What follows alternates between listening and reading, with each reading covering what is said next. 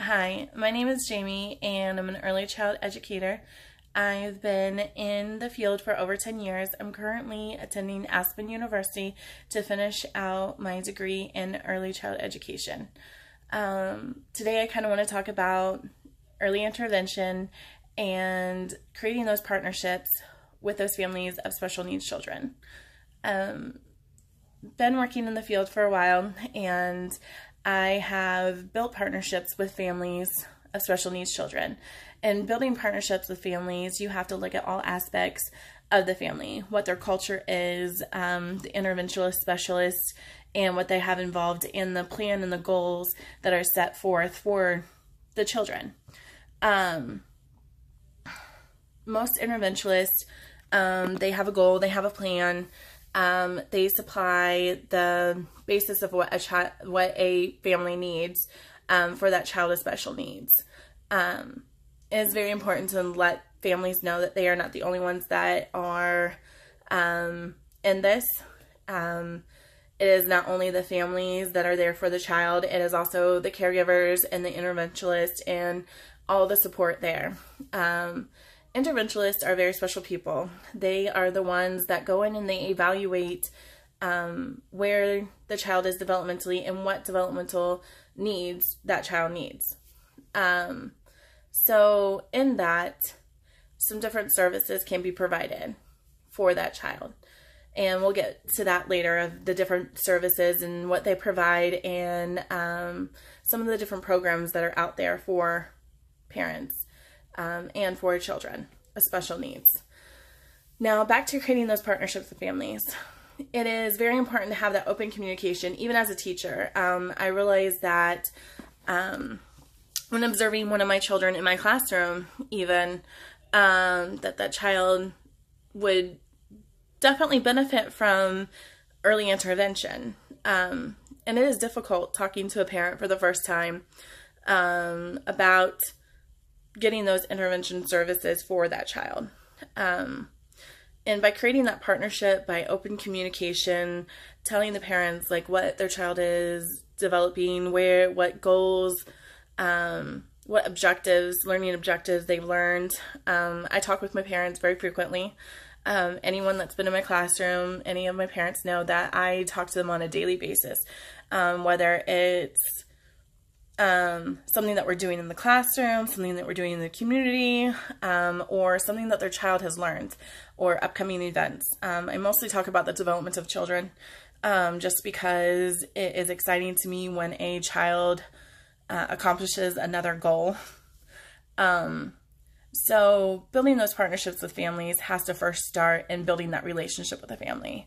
Building that relationship makes it easier in involving early intervention. When involving early intervention, there are different sources that are out there. Each source is different by state, as resources are provided by government agencies. For parents that insurance and Medicaid does not cover, there are other resources out there that do cover different expenses. Expenses with, I found out, expenses with toiletries, like diapering, expenses with special shoes. Those are all funded and they go by income base. And it also depends on what state you are from. Other information that I found out is that you have rights as parents to be involved into your child's educational plan. Special needs or not, you have rights. But in those special needs services, you have rights in dictating how and what medical treatments your child will receive, who can help. So if you only want one caregiver because that child is more susceptible to that one person, you can request just that one person. And they can work with the other people, like the occupation, like let's say that your one person that child has connected with is your speech therapist. They can also work with the occupational therapist and a physical therapist in providing those services and needs of your child, because it is your developmental plan and your plan of what you want to provide for your child. You also have the right to have records and to have evaluations and receive explanations of any kind of paperwork, any kind of observations, evaluations, or any services provided in your language. So if your native language is Spanish, then obviously everything will be provided to you in Spanish or any other languages. You also have the right to consult attorneys and also advocates for early child education if you feel like you are not receiving the right services that you need. Within that, though, going back to interventionalists. So early child interventionalists, they work with families. And it is important, not only as an interventionalist, but as a teacher, to look at cultural differences. Many different cultures have different ways of development and different ways of coinciding with their family. And it is important to look at those and to keep in mind that families have different traditions and that we need to look at developments not only within that, but within also what is required of early child education. Not required, but what is the word I'm thinking of? What children naturally develop at. So for example, if in your culture it is common for you to hold your infant a lot and to provide all those self-help needs to them until you feel like they are ready, they may not fall on the same developmental line as what others. So for example, if a 2-year-old was used to being carried and they also were provided with their self-help skills instead of being taught the self-help skills, they might not fall on the same line. But as early child interventionalists, it is important for us to take in consideration of those cultural needs. Another thing is, as interventionalists, they are the keys to providing all different kinds of services. In researching what kind of services are really out there for children, not only occupational and physical and speech therapy is available, but psychological therapy is available, services. Nursing services are available. Assistive technology services. This kind of intrigued me. I wanted to know what assistive technology services were. And then looking into that, so those who have a hard time communicating, they can't communicate because developmentally they just cannot communicate, or their disorder enables them from communicating.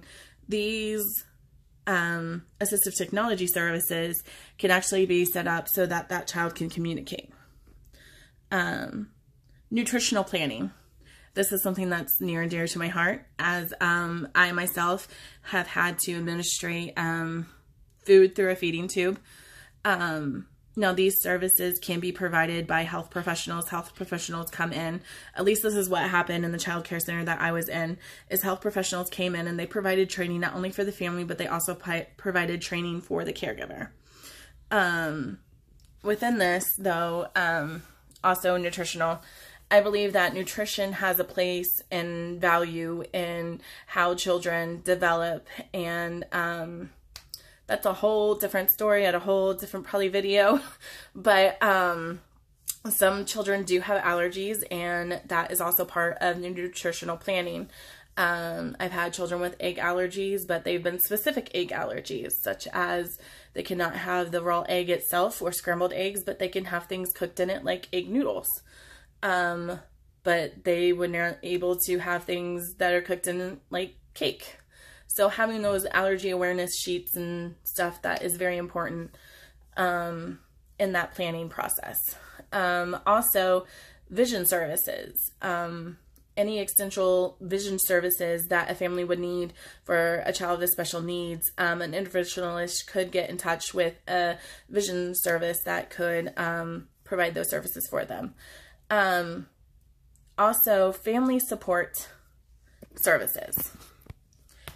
Now this to me, I have actually catered for a special needs family support service. These services provide social interactions with other children of special needs. I personally catered a